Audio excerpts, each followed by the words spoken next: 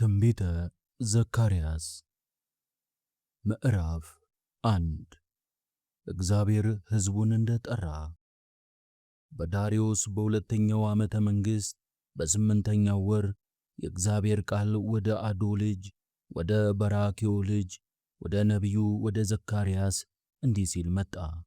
እግዚአብሔር በአባቶቻችሁ ላይ ታላቅ ቁጣን ተቆጣ። ስለዚህ እንዲህ በላቸው፣ ሁሉን የሚችል እግዚአብሔር እንዲህ ይላል፣ ወደ እኔ ተመለሱ ይላል የሰራዊት ጌታ እግዚአብሔር፣ እኔም ወደ እናንተ እመለሳለሁ ይላል ሁሉን የሚችል እግዚአብሔር። እንደ አባቶቻችሁ አትሁኑ። የቀደሙት ነቢያት ይነግሯችሁ እንደነበሩት እንዲህ ሲሉ፣ ሁሉን የሚችል እግዚአብሔር እንዲህ ይላል፣ ከክፉ መንገዳችሁና ከክፉ ሥራችሁ ተመለሱ። እነርሱ ግን አልሰሙም፣ እኔንም አላዳመጡም ይላል እግዚአብሔር። አባቶቻችሁና ነቢያቶቻችሁ ወዴት ናቸው? ለዘላለም በሕይወት ይኖራሉን? አሁንም በአባቶቻችሁ ዘመን ለነበሩ ለባሪያዎቼ ለነቢያት በመንፈሴ ያዘዝኋቸውን ቃሎቼንና ሥርዓቴን ሁሉ ተቀበሉ። እነርሱም ተመልሰው ሁሉን የሚችል እግዚአብሔር በመንገዳችንና በሥራችን መጠን ያደርግብን ዘንድ እንዳሰበ እንዲሁ አድርጎብናል አሉ። ነቢዩ ዘካርያስ ስለ ፈረሶቹ ምሳሌነት ያየው ራእይ። በዳርዮስ በሁለተኛው ዘመነ መንግሥት ሳባጥ በሚባል በ11ኛው ወር በ24ኛው ቀን የእግዚአብሔር ቃል ወደ አዶ ልጅ ወደ በራክዩ ልጅ ወደ ነቢዩ ወደ ዘካርያስ እንዲህ ሲል መጣ። እነሆም አንድ ሰው በሐመር ፈረስ ተቀምጦ በሌሊት አየው። እርሱም ጥላ ባላቸው በሁለት የባርሰነት ዛፎች መካከል ቆሞ ነበር። በስተኋላውም ሐመርና ዱሪ፣ ጥርኝና አንባላይ ፈረሶች ነበሩ። እኔም ጌታዬ ሆይ እነዚህ ምንድናቸው? አሉ። ከእኔም ጋር ይነጋገር የነበረው መልአክ እነዚህ ምን እንደሆኑ እነግርሃለሁ አለኝ። በሁለት የባርነሰት ዛፎች መካከል ቆሞ የነበረው ሰው እነዚህ በምድር ላይ ይመላለሱ ዘንድ እግዚአብሔር የላካቸው ናቸው ብሎ መለሰ።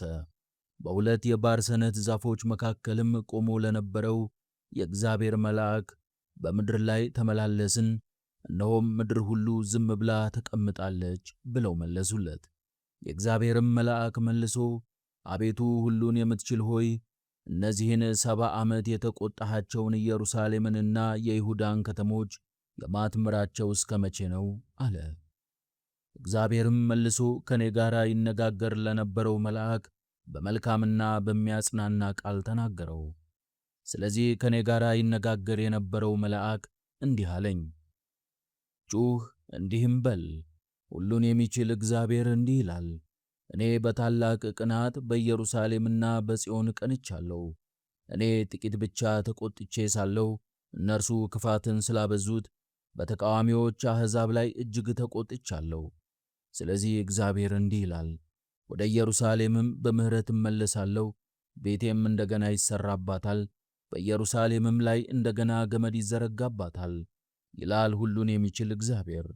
ዳግመኛም የሚያነጋግረኝ ያ መልአክ እንዲህ ስትል ጩኽ፣ ሁሉን የሚችል እግዚአብሔር እንዲህ ይላል፣ በጎ ነገር በከተሞች ትሞላለች፣ እግዚአብሔርም ደግሞ ጽዮንን ይቅር ይላታል፣ ኢየሩሳሌምንም ደግሞ ይመርጣል አለኝ።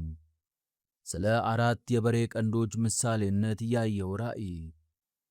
ዳግመኛም ዓይኖቼን አንስቼ እነሆ 4 ቀንዶች አየው። ከእኔም ጋር ይነጋገር የነበረውን መልአክ ጌታዬ እነዚህ ምንድናቸው? አልሁት።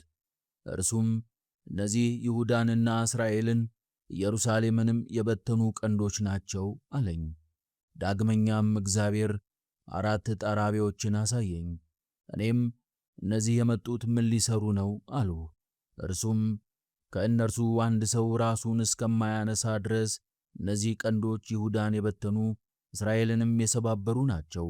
እነዚህ ግን በእጃቸው ልስሏቸው መጥተዋል። እነዚህ 4 ቀንዶች የእግዚአብሔርን ሀገር ይበትኑ ዘንድ ቀንዳቸውን ያነሱ አሕዛብ ናቸው። ምዕራፍ 2 ዘካርያስ ስለ መለኪያ ገመድ ያየው ራእይ። ዳግመኛም ዓይኖቼን አነሳው፣ እነሆም በእጁ የመለኪያ ገመድ የያዘ አንድ ሰውን አየው። እኔም አንተ ወዴት ትሄዳለህ አልሁት። እርሱም የኢየሩሳሌምን ወርድና ርዝመት ስንት መሆኑን ሰፍሬ አይ ዘንድ እሄዳለሁ አለኝ። እነሆም ከኔ ጋር ይነጋገር የነበረው መልአክ ቆሞ ሳለ ሌላ መልአክ ወጥቶ ተቀበለው፣ እንዲህም አለው፣ ሩጥ ይህንንም ጎልማሳ እንዲህ በለው፣ ኢየሩሳሌም በውስጧ ካሉት ሰዎችና እንስሶች ብዛት የተነሳ ቅጥር እንደሌላቸው መንደሮች ሆና ትኖራለች። እኔ በዙሪያዋ የእሳት ቅጥር እሆንላታለሁ፣ በውስጧም ክብርን እሆናለሁ ይላል እግዚአብሔር። እናንተ ሆይ ከሰሜን ምድር ሽሹ ይላል እግዚአብሔር። ከአራቱ የሰማይ ነፋሳት እሰበስባችኋለሁና ይላል እግዚአብሔር። አንቺ ከባቢሎን ሴት ልጅ ጋር የምትኖሪ ጽዮን ሆይ ኮብልይ፣ ሁሉን የሚችል እግዚአብሔር እንዲህ ይላልና ከክብሩ በኋላ ወደ በዘበዟችሁ አሕዛብ ልኮኛል። የሚነካችሁ የዓይኑን ብሌን የሚነካ ነውና፣ እነሆ እጄን በላያቸው አመጣለሁ፣ ተገዝተው ለነበሩት ብዝበዛ ይሆናሉ። ሁሉን የሚችል እግዚአብሔር እንደላከኝ ታውቃላችሁ። የጽዮን ልጅ ሆይ እነሆ መጥቼ በመካከልሽ እኖራለሁና ደስ ይበልሽ፣ ሐሴትም አድርጊ ይላል እግዚአብሔር። በዚያም ቀን ብዙ አሕዛብ ወደ እግዚአብሔር ይመጣሉ፣ ሕዝብም ይሆኑላታል፣ በመካከልሽም ይኖራሉ። ሁሉን የሚችል እግዚአብሔርም ወደ አንቺ እንደላከኝ ታውቂያለሽ። እግዚአብሔርም ይሁዳን ዕድል ፋንታው አድርጎ በተቀደሰችው ምድር ይወርሰዋል፣ ዳግመኛም ኢየሩሳሌምን ይመርጣል። እግዚአብሔር ከተቀደሰ ማደሪያው ተነስቶአልና ሥጋ ለባሽ ሁሉ በፊቱ ይፈራል። ምዕራፍ 3 ዘካርያስ ስለ ሊቀ ካህናቱ ያየው ራእይ። እርሱም ታላቁን ካህን ኢያሱን በእግዚአብሔር መልአክ ፊት ቆሞ አሳየኝ። ሰይጣንም ይከሰው ዘንድ በስተቀኙ ቆሞ ነበር። እግዚአብሔርም ሰይጣንን፣ ሰይጣን ሆይ እግዚአብሔር ይገሥጽህ፣ ኢየሩሳሌምንም የመረጠ እግዚአብሔር ይገሥጽህ፣ በውኑ ይህ ከእሳት የተነጠቀ ትንታግ አይደለምን? አለው። ኢያሱም እድፋም ልብስ ለብሶ በመልአኩ ፊት ቆሞ ነበር። እርሱም መልሶ በፊቱ የቆሙትን እድፋሙን ልብስ ከእርሱ ላይ አውልቁ አላቸው። እርሱንም እነሆ አበሳህን ካንተ አርቄአለሁ፣ ጥሩ ልብስም አለብስሃለሁ አለው። ደግሞ ንጹሕ ጥምጣምም በራሱ ላይ አድርጉ አለ። እነርሱም በራሱ ላይ ንጹሕ ጥምጥም አደረጉ፣ ልብሱንም አለበሱት። የእግዚአብሔርም መልአክ ባጠገቡ ቆሞ ነበር። የእግዚአብሔርም መልአክ በኢያሱ እንዲህ ሲል አዳኘበት። ሁሉን የሚችል እግዚአብሔር እንዲህ ይላል፣ በመንገዴ ብትሄድ ትእዛዜንም ብትጠብቅ በቤቴ ላይ ትፈርዳለህ፣ አደባባዬንም ትጠብቃለህ። በእነዚህም በቆሙት ሰዎች መካከል መግባትን እሰጥሃለሁ። አንተ የኢዮሴዴቅ ልጅ ታላቁ ካህን ኢያሱ ሆይ ስማ፣ በፊትህም የሚቀመጡት ባልንጀሮችህ ተመልካቾች ናቸውና ይስሙ። እነሆ እኔ ባሪያዬን ቁጥቋጥ አመጣለሁ። በኢያሱ ፊት ያቆምሁት ድንጋይ እነሆ አለ። በአንዱ ድንጋይ ላይ 7 ዓይኖች አሉ። እነሆ ጉድጓድን እቆፍራለሁ ይላል ሁሉን የሚችል እግዚአብሔር። የዚያችንም ምድር በደል በአንድ ቀን አስወግዳለሁ። በዚያ ቀን ይላል ሁሉን የሚችል እግዚአብሔር፣ ሁላችሁም ከወይናችሁና ከበለሳችሁ በታች ባልንጀራችሁን ትጠራላችሁ። ምዕራፍ 4 ዘካርያስ በወርቅ መቅረዝ ምሳሌ ያየው ራእይ። ከኔም ጋር ይነጋገር የነበረው መልአክ ተመልሶ ከእንቅልፉ እንደሚነቃ ሰው አነቃኝ። እርሱም የምታየው ምንድነው አለኝ። እኔም አልሁት፣ እነሆ ሁለንተናዋ ወርቅ የሆነች መቅረዝን አየው። የዘይትም ማሰሮ በራሷ ላይ ነበረ፣ 7 መብራቶች ነበሩባት። በራሷም ላይ ለነበሩት መብራቶች 7 ቧንቧዎች ነበሯቸው። 2 የወይራ ዛፎች፣ አንዷ በማሰሮ በስተቀኝ አንዷም በስተግራዋ ሆነው ባጠገቧ ነበሩ። ከዚህም በኋላ ከኔ ጋር ይነጋገር ለነበረው መልአክ መልሼ ጌታዬ ሆይ እነዚህ ምንድናቸው? አልሁት። ከኔ ጋር ይነጋገር የነበረው መልአክ መልሶ እነዚህ ምን እንደሆኑ አታውቅምን? አለኝ። እኔም ጌታዬ ሆይ የለም አላውቅም አልሁት። እርሱም መልሶ እንዲህ አለኝ፣ ለዘሩባቤል የተባለው የእግዚአብሔር ቃል ይህ ነው። በመንፈሴ እንጂ በታላቅ ኃይልና በብርታት አይደለም ይላል ሁሉን የሚችል እግዚአብሔር። ታላቅ ተራራ ሆይ አንተ ምንድነህ? በዘሩባቤልም ፊት ደልዳላ ሜዳ ትሆናለህ። እኔም የርስት ድንጋይን አመጣታለሁ፣ አስተካክላታለሁ፣ አሳምራታለሁ፣ ክብርንም እሰጣታለሁ። የእግዚአብሔርም ቃል ወደ እኔ እንዲህ ሲል መጣ። የዘሩባቤል እጆች ይህንን ቤት መሠረቱት፣ የእርሱም እጆች ይፈጽሙታል። ሁሉን የሚችል እግዚአብሔርም ወደ አንተ እንደላከኝ ታውቃለህ። ጥቂት ቀኖችን የናቀ ማን ነው? እነዚህ ደስ ብሏቸው በዘሩባቤል እጅ ቱንቢውን ያያሉ። እነዚህም ምድርን ሁሉ የሚያይ የእግዚአብሔር 7ቱ ዓይኖች ናቸው። እኔም መልሼ በመቅረዙ በስተቀኝና በስተግራ ያሉ እነዚህ 2ቱ የወይራ ዛፎች ምንድን ናቸው አልሁት። ሁለተኛም መልሼ በ2ቱ የወርቅ ቧንቧዎች አጠገብ ሆነው ወርቃማውን ዘይት የሚያፈሱና የሚያገናኙ እነዚህ 2 የወይራ ቅርንጫፎች ምንድን ናቸው አልሁት። እርሱም መልሶ እነዚህ ምን እንደሆኑ አታውቅምን አለኝ። እኔም ጌታዬ ሆይ የለም አላውቅም አልሁት። እርሱም በምድር ሁሉ ጌታ አጠገብ የቆሙት 2ቱ የተቀቡት እነዚህ ናቸው አለኝ።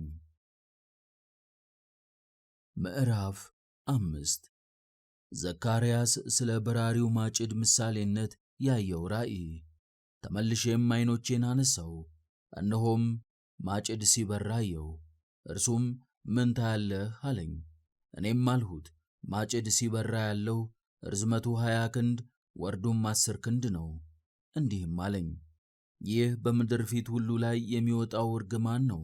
ይህ የሚሰርቀውን ሁሉ ይገለዋልና በሐሰትም የሚምለውን ሁሉ ይህ ይበቀለዋልና እኔ አስወጣዋለሁ ይላል ሁሉን የሚችል እግዚአብሔር።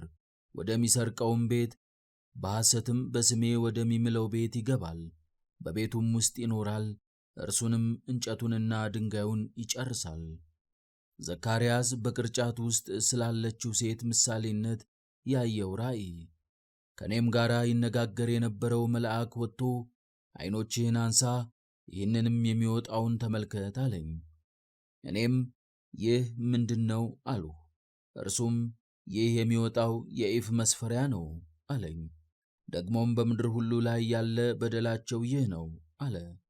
እነሆም የእርሳሱን መክሊት አነሱት። እነሆም በኢፍ መስፈሪያው መካከል አንዲት ሴት ተቀምጣ ነበር። እርሱም ይህች ኃጢአት ናት አለኝ። በኢፍ መስፈሪያው መካከል ጣላት፣ የእርሳሱንም ጠገራ በአፏ ውስጥ ጣለ። ዓይኖቼንም አንስቼ አየሁ፣ እነሆም 2 ሴቶች ይወጡ ነበር። ነፋስም በክንፎቻቸው ነበረ፣ በእግሮቻቸውም ክንፍ ነበራቸው። የኢፍ መስፈሪያውንም በምድር በሰማይ መካከል አነሱ። ከእኔም ጋር ይነጋገር የነበረውን መልአክ እነዚህ ሴቶች የኢፍ መስፈሪያውን ወዴት ይወስዳሉ አልሁት። እርሱም በባቢሎን ምድር ቤት ይሰሩለት ዘንድ ይወስዱታል፣ ቦታም ያዘጋጁለታል፣ በተዘጋጀም ጊዜ በዚያ ያኖሩታል አለኝ። ምዕራፍ 6 ስለ 4 ሰረገላዎች ምሳሌነት ያየው ራእይ። ተመልሼ ዓይኖቼን አነሳው፣ እነሆም 4 ሰረገላዎች በ2 ተራራዎች መካከል ሲሄዱ አየሁ። ተራራዎቹም የናስ ተራራዎች ነበሩ። በፊተኛው ሰረገላ ሐመር ፈረሶች ነበሩ፣ በሁለተኛውም ሰረገላ ዱሪ ፈረሶች ነበሩ፣ በሦስተኛውም ሰረገላ አምባላይ ፈረሶች ነበሩ፣ በአራተኛውም ሰረገላ ጥርኝ ፈረሶች ነበሩ። ከኔ ጋር ይነጋገር ለነበረውም መልአክ መልሼ ጌታዬ ሆይ እነዚህ ምንድናቸው አልሁት። ከኔም ጋር ይነጋገር የነበረው መልአክም መልሶ እነዚህ በምድር ሁሉ ጌታ ፊት ይቆሙ ዘንድ የሚወጡ 4ቱ የሰማይ ነፋሳት ናቸው። ዱሪ ፈረሶች ያሉበት ሰረገላ ወደ ሰሜን ይወጣል፣ አምባላዮቹም ከእነርሱ በኋላ ይወጣሉ፣ ሐመሮቹም ወደ ደቡብ ይወጣሉ አለኝ። ጥረኞች ደግሞ ወጡ፣ ምድርንም ይዞሩ ዘንድ ለመሄድ ይመለከቱ ነበር። እርሱም ሂዱ በምድር ላይ ዙሩ አለ። እነርሱም ምድርን ዞሯት፣ ጮኹም። እነሆ ወደ ሰሜን ምድር የሚወጡት እነርሱ ቁጣዬን በሰሜን ምድር ላይ አሳርፈዋል ብሎ ተናገረኝ። ኢያሱን አክሊል ለማቀዳጀት የተሰጠ ትእዛዝ። የእግዚአብሔርም ቃል ወደ እኔ እንዲህ ሲል መጣ። ከአለቆችና ከጠቃሚዎቿ ከሚያውቋትም ሰዎች ምርኮን ውሰድ። በዚያም ቀን ከባቢሎን ወደ መጣ ወደ ሶፎንያስ ልጅ ወደ ኢዮስያስ ቤት ትገባለህ። ብርንና ወርቅንም ውሰድ፣ አክሊሎችንም ሥራ። በታላቁም ካህን በኢዮሴዴቅ ልጅ በኢያሱ ራስ ላይ ድፋቸው። እንዲህም በለው፣ ሁሉን የሚችል እግዚአብሔር እንዲህ ይላል፣ እነሆ ስሙ ቁጥቋጥ የሚባል ሰው በስፍራው ይበቅላል። እርሱም የእግዚአብሔርን ቤት ይሠራል፣ ክብሩንም ይወስዳል፣ በዙፋኑም ተቀምጦ ይገዛል። በቀኙም ካህን ይቀመጣል። የሰላምም ምክር በሁለቱ መካከል ይሆናል።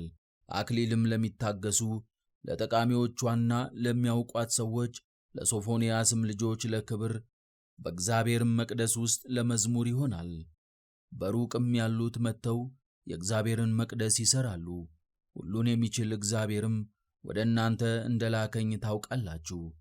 የአምላካችን የእግዚአብሔርንም ቃል አጥብቃችሁ ብትሰሙ ይህ ይሆናል። ምዕራፍ 7 እግዚአብሔር ትክክለኛ ያልሆነውን ጾም እንደማይቀበል። በንጉሡም በዳርዮስ በአራተኛው ዓመተ መንግሥት ካሴሉ በሚባል በዘጠነኛው ወር በአራተኛው ቀን የእግዚአብሔር ቃል ወደ ዘካርያስ መጣ። ንጉሡም ከቤቴል ሳራሳርንና አርቤሰርን ሰዎቻቸውንም እግዚአብሔርን ይለምኑ ዘንድ ሁሉን ለሚችል ለእግዚአብሔር ቤት ካህናት ለነቢያትም ባለፉት ዓመታት እንዳደረግነው በአምስተኛው ወር መለየትና ማልቀስ ይገባልን ብለው ይናገሩ ዘንድ ልኳቸው ነበር። የሰራዊት ጌታ የእግዚአብሔርም ቃል ወደ እኔ እንዲህ ሲል መጣ። ለምድሩ ሕዝብ ሁሉ ለካህናትም እንዲህ ብለህ ተናገራቸው። በዚህ በሰባው ዓመት በአምስተኛውና በሰባተኛው ወር በጾማችሁና ባለቀሳችሁ ጊዜ በውኑ ለእኔ ጾም ጾማችሁልኝን? በምትበሉትና በምትጠጡበትስ ጊዜ ለራሳችሁ የምትበሉና ለራሳችሁ የምትጠጡ አይደላችሁምን? ኢየሩሳሌም በደስታ በኖረችበት ጊዜ በዙሪያዋ ያሉ ከተሞቿና ሜዳዎቿም መንደሮቿም ሰዎች በነበሩባቸው ጊዜ በቀድሞዎቿ በነቢያት ቃል እግዚአብሔር የተናገረው ነገር ይህ አይደለምን? የእግዚአብሔርም ቃል ወደ ዘካርያስ እንዲህ ሲል መጣ። የሰራዊት ጌታ እግዚአብሔር እንዲህ ብሎ ተናግሯል። እውነተኛውን ፍርድ ፍረዱ፣ ምጽዋትንና ምሕረትን ሁላችሁ ለወንድሞቻችሁ አድርጉ።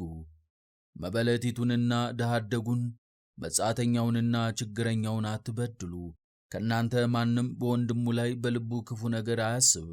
እነርሱ ግን ጀርባቸውን አዞሩ፣ መስማትንም እምቢ አሉ፣ እንዳይሰሙም ጆሮአቸውን ደፈኑ።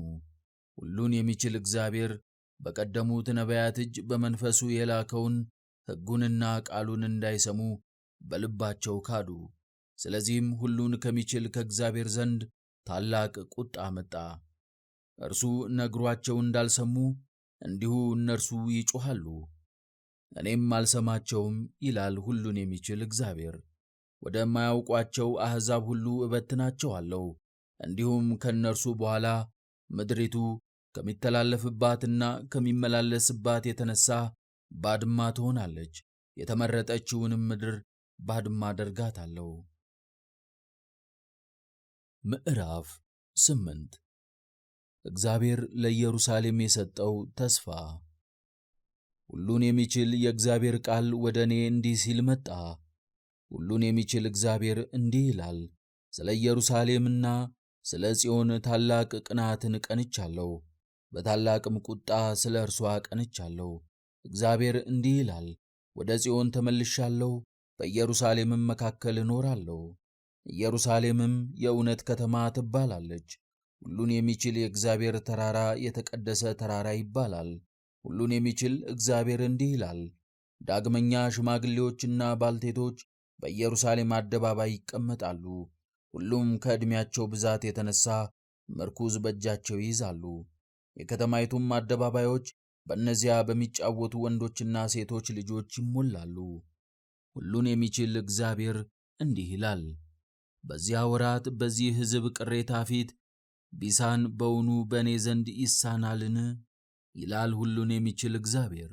ሁሉን የሚችል እግዚአብሔር እንዲህ ይላል፣ እነሆ ሕዝቤን ከምሥራቅ ምድርና ከምዕራብ ምድር አድናቸዋለሁ፣ አመጣቸዋለሁም፣ በኢየሩሳሌምም መካከል አኖራቸዋለሁ። እነርሱም በዚያ ሕዝብ ይሆኑኛል፣ እኔም በእውነትና በጽድቅ አምላክ እሆናቸዋለሁ። ሁሉን የሚችል እግዚአብሔር እንዲህ ይላል። ሁሉን የሚችል የእግዚአብሔር ቤት ከተመሠረተበት ቀን ጀምሮ፣ መቅደሱም ከተሠራበት ዘመን ጀምሮ ከነቢያት አፍ ይህንን ቃል በእነዚያ ወራት የሰማችሁ እናንተ ሆይ እጃችሁን አበርቱ። ከእነዚያ ወራት አስቀድሞ ሰው ደሞዙን እንስሳም ዋጋውን አላገኘምና እኔም ሰውን ሁሉ በወንድሙ ላይ አስነስቼ ነበርና ከመከራው የተነሣ ለሚገባውና ለሚወጣው ዕረፍት አልነበረም። አሁን ግን እንደ ቀደመው ዘመን በዚህ ሕዝብ ቅሬታ ላይ አላደርግም፣ ይላል ሁሉን የሚችል እግዚአብሔር። ነገር ግን ሰላምን አሳያለሁ፣ ወይኑም ፍሬውን ይሰጣል፣ ምድርም አዝመራዋን ትሰጣለች፣ ሰማያትም ጠላቸውን ይሰጣሉ። ለዚህም ሕዝብ ቅሬታ ይህንን ነገር ሁሉ አወርሳለሁ። የይሁዳ ቤትና የእስራኤል ቤት ሆይ በአሕዛብ ዘንድ ርግማን እንደነበራችሁ እንዲሁ አድናችኋለሁ፣ ለበረከትም ትሆናላችሁ። አትፍሩ፣ እጃችሁንም አበርቱ። ሁሉን የሚችል እግዚአብሔር እንዲህ ይላልና አባቶቻችሁ እጅግ ባስቈጡኝ ጊዜ ክፉ ለማድረግ እንዳሰብሁ እንዳልተመለስሁም፣ ይላል ሁሉን የሚችል እግዚአብሔር። እንዲሁ ዳግመኛ ለኢየሩሳሌምና ለይሁዳ ቤት በዚህ ወራት በጎነትን አደርግ ዘንድ መክሬአለሁ፣ አስቤአለሁም። እንግዲህ አትፍሩ። የምትሠሩት ነገር ይህ ነው። እያንዳንዳችሁ ከባልንጀራችሁ ጋር እውነትን ተነጋገሩ፣ በበር አደባባያችሁም የእውነትንና የሰላምን ፍርድ ፍረዱ። ሁላችሁም በባልንጀራችሁ ላይ ክፉ ነገርን በልባችሁ አታስቡ፣ የሐሰትንም መሐላ አትውደዱ። ይህን ነገር ሁሉ እጠላለሁና፣ ይላል ሁሉን የሚችል እግዚአብሔር። ሁሉን የሚችል የእግዚአብሔር ቃል ወደ እኔ እንዲህ ሲል መጣ። ሁሉን የሚችል እግዚአብሔር እንዲህ ይላል፣ የአራተኛው ወር ጾም፣ የአምስተኛውም ወር ጾም፣ የሰባተኛውም ወር ጾም፣ የአስረኛውም ወር ጾም ለይሁዳ ቤት ለደስታና ለተድላ ለመልካም በዓላትም ይሆናል፣ ደስም ይላችኋል። ስለዚህም እውነትንና ሰላምን ውደዱ። ሁሉን የሚችል እግዚአብሔር እንዲህ ይላል፣ በብዙ ከተሞች የሚቀመጡ አሕዛብ ገና ይመጣሉ። የአምስት ከተማ ሰዎችም እግዚአብሔርን እንለምን ዘንድ ሁሉን የሚችል የእግዚአብሔርን ፊት እንፈልግ ዘንድ ኑ እንሂድ፣ እኔም እሄዳለሁ እያሉ ወደ አንዲት ከተማ ይመጣሉ። ብዙ ወገኖችና ብዙ አሕዛብም በኢየሩሳሌም ሁሉን የሚችል የእግዚአብሔርን ፊት ይፈልጉ ዘንድ ሁሉም በሚችል በእግዚአብሔርም ይማልሉ ዘንድ ይመጣሉ። ሁሉን የሚችል እግዚአብሔር እንዲህ ይላል፣ በዚያ ዘመን ከአሕዛብ ሀገሮች ሁሉ 10 ሰዎች የአንዱን አይሁዳዊ ሰው ልብስ ዘርፍ ይዘው እግዚአብሔር ካንተ ጋር እንዳለ ሰምተናልና ካንተ ጋር እንሂድ ይላሉ። ምዕራፍ 9 በእስራኤል ጠላቶች ላይ የሚመጣ ፍርድ። የእግዚአብሔር ቃል ሸክም በሴድራክ ምድር ላይ ነው፣ መሥዋዕቱም በደማስቆ ላይ ነው። የእግዚአብሔር ዓይን ወደ ሰውና ወደ እስራኤል ነገድ ሁሉ ዘንድ ነው፣ ደግሞም በዳርቻዋ ባለችው በሐማት ላይ እጅግ ጥበበኞች በሆኑም በጢሮስና በሲዶና ላይ ነው። ጢሮስም ምሽግን ለራሷ ሰርታለች፣ ብሩንም እንደ አፈር ሰበሰበች፣ ወርቁንም እንደ መንገድ ጭቃ አከማቸች። ስለዚህ እነሆ እግዚአብሔር ይወርሳታል፣ በባሕርም ላይ ያለውን ኃይሏን ይመታል። እርሷም በእሳት ትበላለች። አስቀሎና አይታ ትፈራለች፣ ጋዛ ደግሞ አይታ እጅግ ትደነግጣለች። አቃሮም በበደሏ ታፍራለችና ንጉሡም ከጋዛ ይጠፋል፣ አስቀሎናም አትኖርም። የተደባለቀ ወገን በአዛጦን ይቀመጣል፣ የፍልስጤማውያንንም ስድብ አጠፋለሁ። ደማቸውንም ከአፋቸው ውስጥ ርኩሱንም ነገር ከጥርሳቸው መካከል አስወግዳለሁ። እነርሱም ደግሞ ለአምላካችን ቅሬታ ይሆናሉ፣ በይሁዳም እንደ ሺህ አለቃ ይሆናሉ። አቃሮንም እንደ ኢያቡሳዊ ይሆናል። እነርሱም እንዳያልፉና እንዳይመለሱ ለቤቴ ጠባቂን አደርጋለሁ።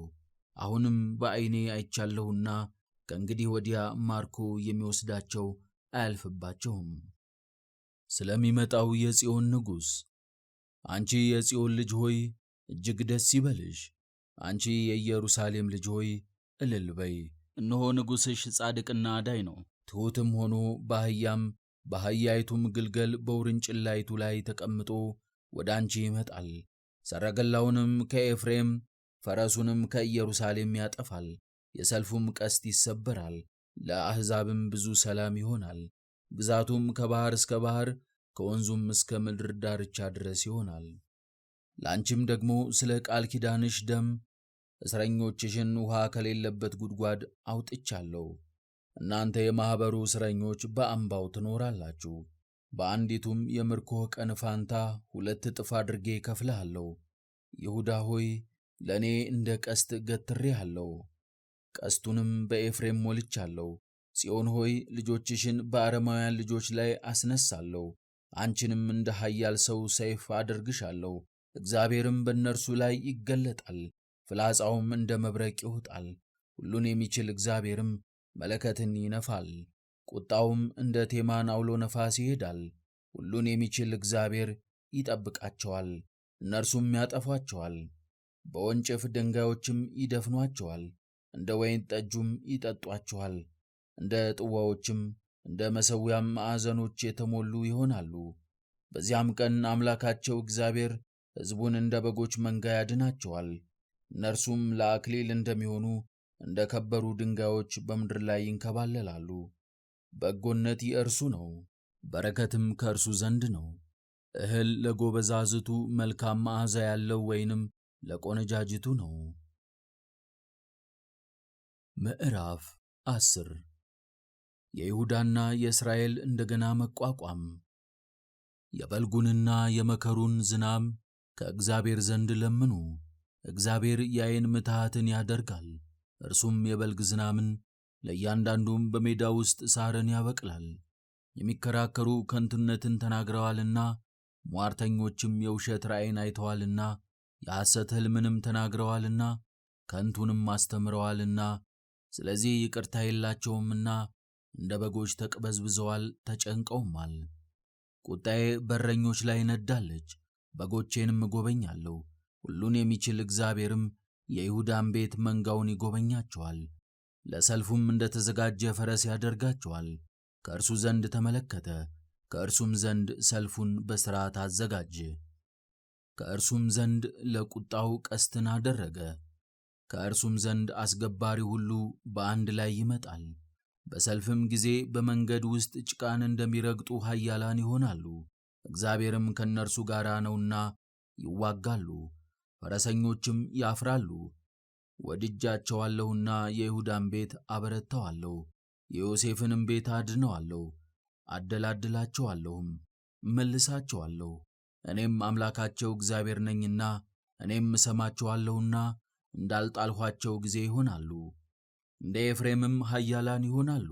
ልባቸውም የወይን ጠጅ እንደ ጠጣ ሰው ደስ ይለዋል። ልጆቻቸውም አይተው ደስ ይላቸዋል። ልባቸውም በእግዚአብሔር ሐሴት ያደርጋል።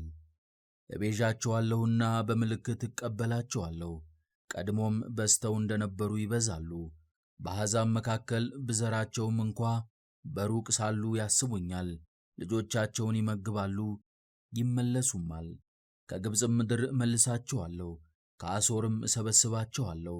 ወደ ገለዓድና ወደ ሊባኖስ ምድርም አመጣቸዋለሁ። ከእነርሱም አንድስ እንኳ አይቀርም። እነርሱም በጠባብ ባሕር ያልፋሉ፣ የባሕርንም ሞገድ ይረግጣሉ። የወንዙም ጥልቆች ሁሉ ይደርቃሉ። የአሦርም ትዕቢት ይዋረዳል፣ የግብፅም በትረ መንግሥት ይወገዳል።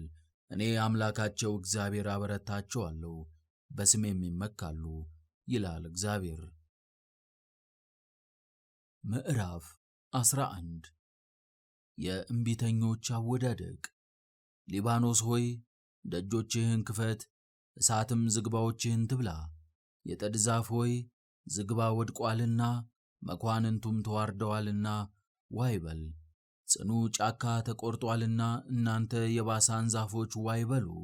ክብራቸው ተዋርዷልና የሚያለቅሱ የእረኞች ድምፅ ተሰምቷል። የዮርዳኖስም ትዕቢት ተዋርዷልና የሚያገሱ የአንበሶች ድምፅ ተሰምቷል። ሁሉን የሚችል እግዚአብሔር እንዲህ ይላል፣ ለእርድ የሚሆኑትን በጎች ጠብቋቸው። የገዟቸው ያርዷቸዋል አይጸጸቱምም፣ የሸጧቸውም ባለጸጎች ሆነዋልና እግዚአብሔር ይመስገን ይላሉ። እረኞቻቸውም ስለ እነርሱ ምንም አይጨነቁም። ስለዚህም ከእንግዲህ ወዲህ በምድር ላይ ለሚኖሩ አልራራም ይላል እግዚአብሔር። እነሆም ሰውን ሁሉ በባልንጀራውና በንጉሡ እጅ አሳልፌ እሰጣለሁ፣ ምድሪቱንም አጠፋለሁ፣ ከእጃቸውም አላድናቸውም። እኔም ለእርድ የሚሆኑትን በጎች በከነዓን ምድር እጠብቃለሁ። 2 በትሮችንም እወስዳለሁ፣ የአንዲቱን ስም ውበት የሁለተኛይቱንም ስም ማሰሪያ ብዬ ጠራው። በጎቼንም እጠብቃለሁ፣ በአንድ ወርም 3ቱን እረኞች አጠፋለሁ። ነፍሴም በእነርሱ ላይ ትጸናለች፣ ነፍሳቸውም ደግሞ በእኔ ላይ ትጮኻለች። እኔም እናንተን አልጠብቅም፣ የሚሞተው ይሙት፣ የሚጠፋውም ይጥፋ፣ የቀረውም እያንዳንዱ የባልንጀራውን ሥጋ ይብላ አልሁ። እኔም ከሕዝቦች ሁሉ ጋር የገባሁትን ቃል ኪዳኔን አፈርስ ዘንድ ውበት የተባለችውን በትሬን ወስጄ እጥላታለሁ። በዚያም ቀን ተሰበረች። ከነዓናውያንም ለእኔ የተጠበቁ በጎቼን ያውቋቸዋል፣ የእግዚአብሔር ቃል ነውና። እኔም በፊታችሁ ደስ ብሏችሁ እንደሆነ ዋጋዬን ስጡኝ፣ ያለዚያ ግን ተዉት አልሁ። እነርሱም ለዋጋዬ 30 ብር መዘኑልኝ። እግዚአብሔርም በከውር ጨምረው እነርሱ እንደፈተኑት የጠራ መሆኑን ፈትነው አለኝ። እኔም 30ውን ብር ወስጄ በእግዚአብሔር ቤት ባለው ክውር ጨመርሁት። በይሁዳና በእስራኤል መካከል ያለውንም ወንድማማችነት አፈርስ ዘንድ ማሰሪያ የተባለችውን ሁለተኛይቱን በትሬን ጣልሁ። እግዚአብሔርም እንዲህ አለኝ፣ ዳግመኛም አላዋቂ እረኛ የያዘውን የእረኞችን ዕቃ ውሰድ። እነሆ በአገሩ ውስጥ እረኛ አስነሳለሁ። እርሱም የጠፋውን አያስብም፣ የባዘነውን አይፈልግም፣ የተሰበረውን አይጠግንም፣ የዳነውንም አይቀልብም። ነገር ግን የሰባውን ሥጋ ይበላል፣ ቅልጥሙንም ይቀለጥማል። መንጋውን ለሚተው ለከንቱ እረኞች ወዮላቸው። ሰይፍ በክንዱና በቀኝ ዓይኑ ላይ ይሆናልና ክንዱም አጥብቃ ትደርቃለች፣ ቀኝ ዓይኑም ፈጽማ ትጠፋለች። ምዕራፍ 12 የኢየሩሳሌም የመዳን ተስፋ። ስለ እስራኤል የተነገረ የእግዚአብሔር ቃል ሸክም ይህ ነው።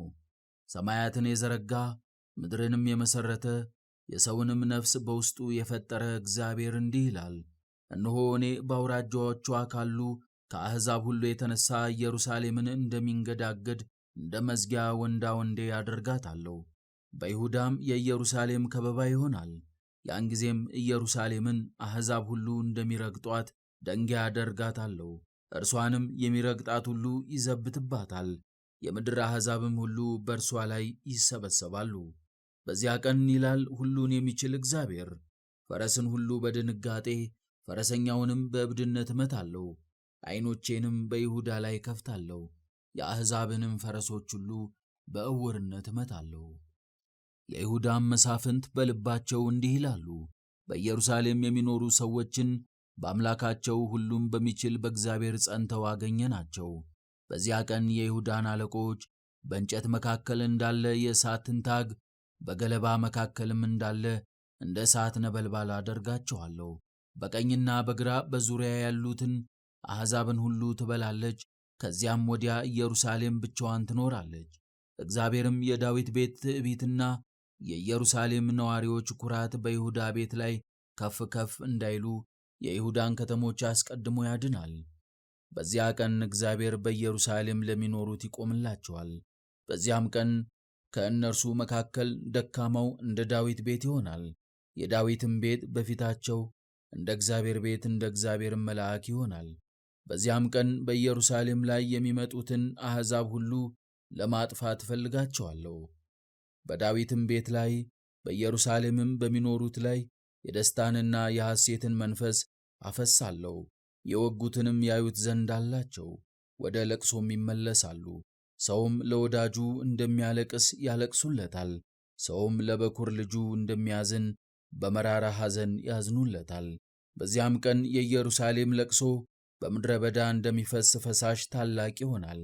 ምድሪቱም ታለቅሳለች፣ እያንዳንዱ ወገን ለብቻው፣ ሴቶቻቸውም ለብቻቸው፣ የዳዊት ቤት ወገን ለብቻው፣ ሴቶቻቸውም ለብቻቸው፣ የናታን ቤት ወገን ለብቻው፣ ሴቶቻቸውም ለብቻቸው፣ የሌዊ ቤት ወገን ለብቻው፣ ሴቶቻቸውም ለብቻቸው፣ የስምዖን ቤት ወገን ለብቻው፣ ሴቶቻቸውም ለብቻቸው፣ የቀሩት ወገኖች ሁሉ እያንዳንዱ ወገን ለብቻው፣ ሴቶቻቸውም ለብቻቸው ያለቅሳሉ። ምዕራፍ 13 በዚያ ቀን ለዳዊት ቤትና በኢየሩሳሌም ለሚኖሩ ለመንቀሳቀስና ለመለያየት ቦታ ሁሉ ይከፈታል። በዚያ ቀን እንዲህ ይሆናል ይላል የሰራዊት ጌታ እግዚአብሔር። የጣዖታትን ስሞች ከምድር አጠፋለሁ፣ ከዚያም በኋላ አይታሰቡም። ደግሞም ሐሰተኞች ነቢያትንና ርኩስ መንፈስን ከምድር ላይ አስወግዳለሁ። ማንም ሰው ትንቢት ቢናገር የወለዱት አባቱና እናቱ አንተ በእግዚአብሔር ስም ሐሰትን ተናግረሃልና በሕይወት አትኖርም ይሉታል። ትንቢትም ሲናገር የወለዱት አባቱና እናቱ ይወጉታል። በዚያም ቀን ነቢያቱ ሁሉ ትንቢትን ሲናገሩ እያንዳንዱ ስለ ራእዩ ያፍራል። ሐሰትን ተናግረዋልና የማቅ ልብስ ይለብሳሉ። እርሱ ግን ከታናሽነቴ ጀምሮ ለሰው እገዛ ነበርሁና ገበሬ ነኝ እንጂ ነቢይ አይደለሁም ይላል። ሰውም ይህ በእጅህ መካከል ያለ ቁስል ምንድን ነው ይለዋል። እርሱም በወዳጆቼ ቤት የቆሰልሁት ቁስል ነው ይላል። የእግዚአብሔር እረኛ። ሰይፍ ሆይ በእረኞችና በከተማ ሰው ላይ ተነሺ ይላል ሁሉን የሚችል እግዚአብሔር። እረኛውን እገላለሁ፣ በጎቹም ይበተናሉ። እጄንም በታናናሾች ላይ እመልሳለሁ። በምድርም ሁሉ ላይ እንዲህ ይሆናል፣ 2 እጅ ተቆርጦ ይጠፋል ይላል እግዚአብሔር። 3ኛውም ክፍል በእርሷ ውስጥ ይቀራል። 3ኛውንም ክፍል ወደ እሳት አገባለሁ። ብርም እንደሚነጥር አነጥራችኋለሁ፣ ወርቅም እንደሚፈተን እፈትናችኋለሁ። እነርሱም ስሜን ይጠራሉ፣ እኔም እሰማቸዋለሁ። እኔም ይህ ሕዝቤ ነው እላለሁ፣ እርሱም እግዚአብሔር አምላኬ ነው ይላል። ምዕራፍ 14 እነሆ የእግዚአብሔር ቀን ይመጣል፣ ብዝበዛሽንም በውስጥሽ ይካፈላሉ። አሕዛብንም ሁሉ ኢየሩሳሌምን ይወጓት ዘንድ እሰበስባለሁ። ከተማይቱም ትያዛለች፣ ቤቶችም ይበዘበዛሉ፣ ሴቶችም ይነወራሉ። የከተማይቱም እኩሌታ ይማረካል፣ የቀረው ሕዝብ ግን ከከተማ አይጠፋም። እግዚአብሔርም ይወጣል፣ በሰልፍ ቀን እንደተዋጋ ከእነዚያ አሕዛብ ጋር ይዋጋል። በዚያም ቀን እግሮቹ በኢየሩሳሌም ትይዩ በምሥራቅ በኩል ባለው በደብረ ዘይት ላይ ይቆማል። ደብረ ዘይትም በመካከል ወደ ምሥራቅና ወደ ምዕራብ ይሰነጠቃል፣ እጅግም ታላቅ ሸለቆ ይሆናል። የተራራውም እኩሌታ ወደ ሰሜን፣ እኩሌታውም ወደ ደቡብ ይሆናል። በይሁዳም ንጉሥ በዖዝያን ዘመን የምድር መናወጥ በተፈጸመ ጊዜ እንደሆነው የተራሮች ሸለቆ እስከ ኢያሶን ይደርሳልና የተራሮች ሸለቆ ይታጠራል።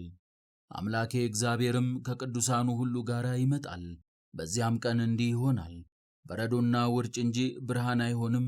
አንዲት ቀንም ትሆናለች፣ እርሷም በእግዚአብሔር ዘንድ የታወቀች ትሆናለች። ቀንም አትሆንም፣ ሌሊትም አትሆንም፣ ሲመሽም ብርሃን ይሆናል። በዚያም ቀን የሕይወት ውኃ ከኢየሩሳሌም ይወጣል።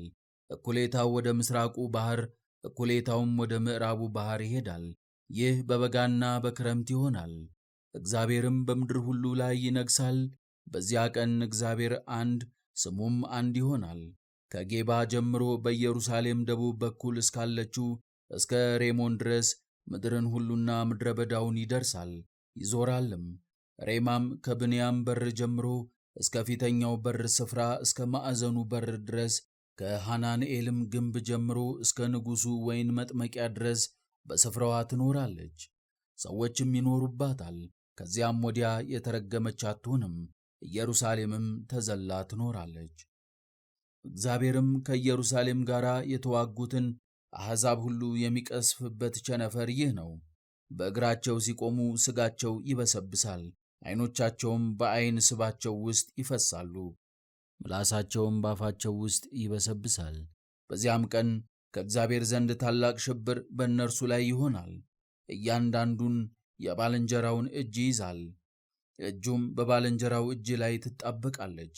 ይሁዳም ደግሞ በኢየሩሳሌም ውስጥ ሆኖ ይዋጋል።